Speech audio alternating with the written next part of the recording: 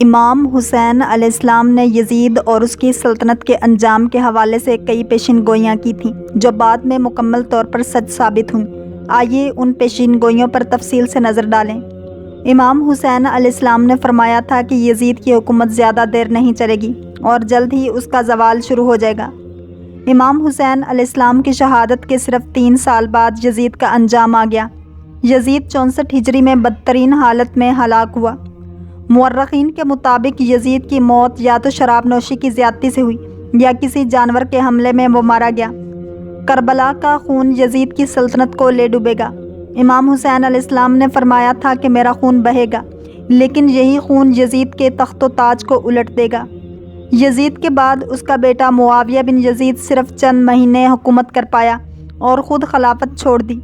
بنو امیہ کی حکومت کو امام حسین علیہ السلام کے خون کے بعد بدترین بغاوتوں اور انتقام کی لہر کا سامنا کرنا پڑا۔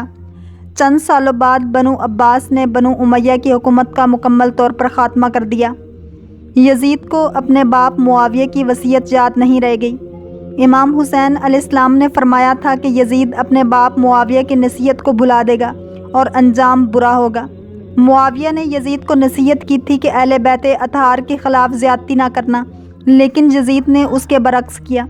یزید نے نہ صرف امام حسین علیہ السلام کو شہید کروایا بلکہ کعبہ پر حملہ کیا، مسجد نبوی صلی اللہ علیہ وسلم کو تباہ کیا اور مدینہ منورہ میں ہزاروں بے گناہوں کا خون بہایا۔ اس کے بعد یزید کے نام کو ہمیشہ کے لیے لعنت اور بدنامی کی علامت بنا دیا گیا۔ امام حسین علیہ السلام نے فرمایا تھا کہ جب میرا خاندان یزید کے دربار میں پہنچے گا تو لوگ خود فیصلہ کریں گے کہ حق پر کون ہے۔ جب اہل بیت کو یزید کے دربار میں پیش کیا گیا اور بی بی زینب سلام اللہ علیہا اور امام سجاد علیہ السلام نے خطبے دیے تو دربار میں موجود لوگوں پر لرزہ طاری ہو گیا۔ یزید کے اپنے درباریوں نے اس کے خلاف بغاوت کر دی اور اس پر لعنت بھیجی۔ دمشق میں یزید کے خلاف مظاہرے شروع ہو گئے اور وہ مجبوراً اہل بیت اطہار کو آزاد کرنے پر مجبور ہوا۔ امام حسین علیہ السلام نے فرمایا تھا کہ یزید اپنے اعمال کی وجہ سے نانا رسول صلی اللہ علیہ وآلہ وسلم اور والد معاویہ کو قیامت کے دن جواب نہیں دے سکے گا۔ یزید کی موت بدترین انداز میں ہوئی اور اس کا جسم بھی نہایت ذلت آمیز طریقے سے ختم ہوا۔ اس کی قبر کو لوگوں نے کھود کر اس کی ہڈیاں باہر نکال دیں اور اس کا جسم جانوروں کے کھانے کے لیے چھوڑ دیا گیا۔ یزید کا نام آج تک لعنت کے ساتھ لیا جاتا ہے اور دنیا میں اس کا کوئی عزت دار مقام نہیں۔ امام حسین علیہ السلام کی تمام پیشن گوئیاں حرف بحرف پوری ہوں۔ یزید کی حکومت زیادہ دیر نہ چلی۔ بنو امیہ کا تخت و تاج بکھر گیا۔ اہل بیت اطہار علیہم السلام کو دشمن کے دربار میں ہی عزت ملی۔ یزید کی موت انتہائی عبرتناک ہوئی۔ یہی وجہ ہے کہ امام حسین علیہ السلام کا پیغام آج بھی زندہ ہے، جبکہ یزید ہمیشہ کے لیے ذلیل و رسوا ہو گیا۔ سلیم بن قیس کہتے ہیں معاویہ کی وفات سے 1 سال پہلے حسین بن علی علیہ السلام نے عبداللہ بن عباس رضی اللہ تعالیٰ عنہ اور عبداللہ بن جعفر کے ساتھ حج کا فریضہ انجام دیا۔ امام حسین علیہ السلام نے بنی ہاشم اور انصار کے ان چیدہ افراد کو جو آپ اور آپ کے خاندان کی صحیح شناخت رکھتے تھے جمع کیا۔ اس کے بعد کچھ افراد کو بھیجا اور کہا، پیغمبر اکرم صلی اللہ علیہ وآلہ وسلم کے صحابہ میں سے جو بھی اس سال حج کا فریضہ انجام دینے کے لیے آیا ہے انہیں میرے پاس بلایا جائے۔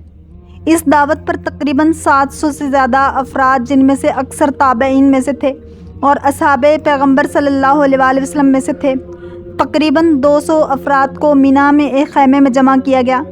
امام ان کے سامنے خطبہ ارشاد فرمانے کی خاطر بلند ہوئے اور حمد و ثنائے پروردگار کے بعد ارشاد فرمایا۔ اس ویڈیو میں خطبے کا کچھ حصہ آپ کی خدمت میں پیش کیا جا رہا ہے۔ وہ حکومت پر قبضہ کرنے میں اس لیے کامیاب ہو گئے کیونکہ آپ موت سے ڈر کر بھاگنے والے تھے اور اس فانی اور عارضی دنیا کی محبت میں گرفتار تھے۔ پھر آپ کی یہ کمزوریاں سبب بنی کہ ضعیف اور کمزور لوگ ان کے چنگل میں پھنس گئے، اور نتیجہ یہ ہے کہ کچھ تو غلاموں کی طرح کچل دیے گئے اور کچھ مصیبت کے ماروں کی مانند اپنی معیشت کے ہاتھوں بے بس ہو گئے۔ حکام اپنی حکومتوں میں خود سری آمریت اور استبداد کا مظاہرہ کرتے ہیں اور اپنی نفسانی خواہشات کی پیروی میں ذلت و خواری کا سبب بنتے ہیں، بدگماش افراد کی پیروی کرتے ہیں اور پروردگار کے مقابلے میں گستاخی دکھاتے ہیں۔ ہر شہر میں ان کا ایک ماہر خطیب منبر پر بیٹھا ہے، زمین میں ان کے لیے کوئی روک ٹوک نہیں ہے۔ اور ان کے ہاتھ کھلے ہیں، یعنی جو چاہتے ہیں کر گزرتے ہیں۔